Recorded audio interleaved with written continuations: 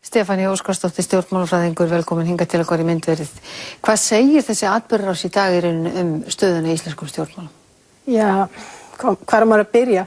Í rauninni mætti kannski segja að þetta sé pólitískur hvalríki fyrir stjórnarandstöðuna, sérstaklega gömlu stjórnarflokkana sem hafa verið að mælast mjög lágt í skoðanakönnunum allt síðasta ár og rúmlega það.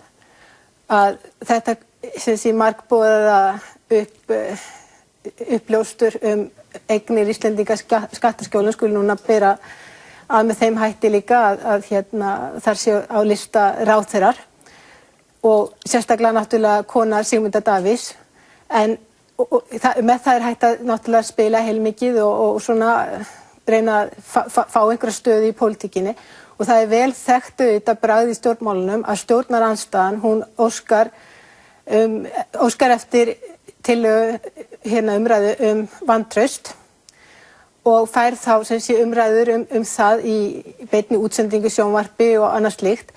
En niðurstaðan nú sú að alla lýðveldissöguna hafa vantrauststillögur alltaf verið felldar nema einu sinni sem var árið 1950. Og það mun auðvitað verða þannig líka núna því að ríkisstjórnin hefur góða meirihluta á þingi og það ekkert sem í kortunum sem bendir til þess núna að þetta samstarf sé að renna út í sandinn og það auðvitað bara því aðeins að ríkisstjórnarflokkarnir komist að þeirri niðurstöðu að þeir vil ekki lengur vinna saman sem að það rauninni endar. En ef við bara gefum okkur eins og þessum rótin af þessari umræðu og byrjun á þessari umræðu, það eru það ráðherrar í ríkisstjórninni sem tengist þessum aflandsfélögum. Heldur þú að það skaði stjórnarsamstarfið? Sko, stjórnmálaflokkar eru þetta í pólitík til þess að hafa áhrif og þeir keppa fylgi hver á móti öðrum í rauninni.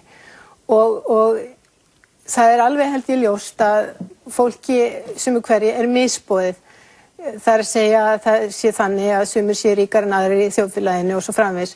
Þannig að tímabundið minnkar kannski fylgi við Framsóknarflokkinn og jafnvel Sjálfstæðisflokkinn en hver veit hvað og mögulega hækkar fylgi. Og þá ekki til langs tíma myndirðu telja? Nei, vegna þess að þetta mál nema að það komi eitthvað nýtt upp á sem hefur ekki þegar komið fram í fréttum þannig vaxið að það í rauninni þú veist hvað maður að segja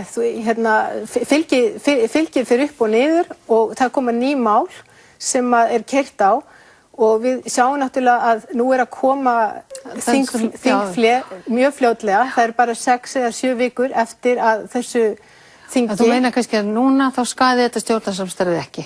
Alls ekki stjórnarsamstarfið en fylgið flokkana og flokkarnir að fara í kosningar að ári og þeir munu þegar á næsta vetri að gera sig klára í kosningaslag. Stefánia Óskarsdóttir, bestu þakkir fyrir þetta.